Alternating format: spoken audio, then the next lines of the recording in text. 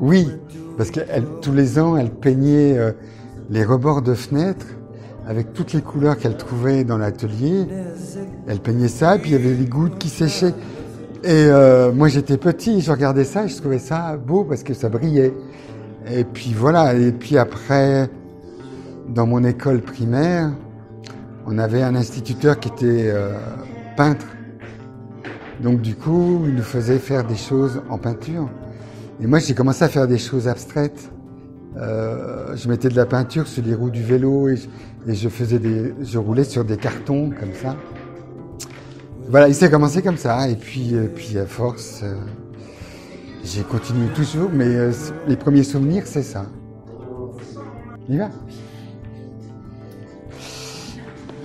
Ça, c'est des cages d'arbres quand on est petit, quand on est en dessous, quand on est sous un sapin.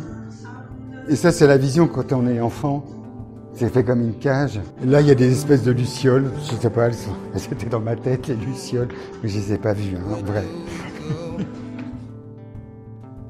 Ça, c'est des dessins un peu noirs, si tu veux. C'est fait avec du bitume. Le bitume, c'est comme du goudron. Et tu peux les travailler comme tu veux. Et ça se délaye. Et ça fait une couleur mate. Et en fait, du coup, ça ressemble presque à des photos. Là, c'était ambiance, nuages, etc. Et voilà, donc c'est un truc que j'ai trouvé tout seul. Et je vois que les gens sont très intéressés parce que ça provoque une émotion que moi, je ne savais pas que ça allait provoquer. C'est tout, la musique, les livres, tout ce que les gens que je rencontre. Peut-être la prochaine fois, il y aura votre inspiration à vous. C'est comme une éponge. Et puis, il y a ça, ce qui est personnel. Et puis aussi, il y a l'époque aussi, ce qui est autour de moi, ce qui se passe, etc. Alors, là, c'était juste après le Covid, enfin le confinement, la guerre en Ukraine, tout ça. J'avais envie de choses beaucoup plus légères et fraîches pour libérer un peu l'esprit de tout ça. Donc, des fois, l'inspiration, c'est ça. Ça peut être contre quelque chose ou pour quelque chose. Voilà, ça vient. Des fois, ça vient pas trop. Mais bon, c'est un truc que j'ai remarqué quand même, c'est que quand on travaille quand même tous les jours, l'inspiration, elle vient. Des fois, il ne faut pas attendre non plus qu'elle tombe du ciel et Dieu me parle de « fais ça ». Non. Donc, voilà. Alors, c'est un mélange de travail et en même temps de pouvoir s'imprégner de tout ce qui traîne autour de nous. Oui, oui. Il y a un truc que j'avais remarqué, tous les gens qui téléphonent et qui dessinent en même temps. Hein?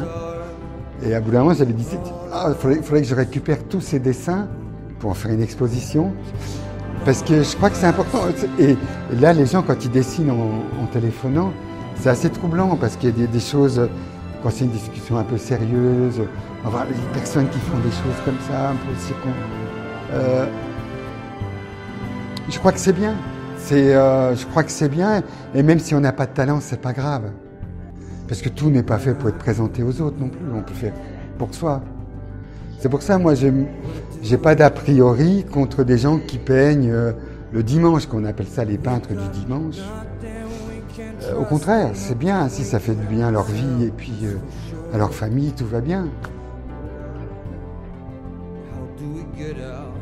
Je sais pas. Sincèrement, je ne sais pas ce que ça vaut chaque période, mais je sais que par exemple, au début, je faisais pas mal il y avait ou des animaux ou des humains dans mes peintures.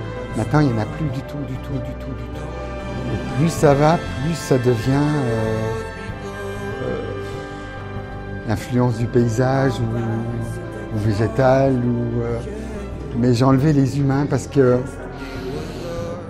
c'était trop peut-être littéraire.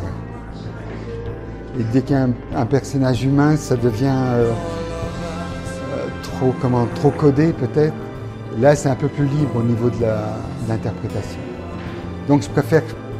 Ça, pour moi, c'est plus libre, c'est plus... je peux exprimer un peu de tout comme ça.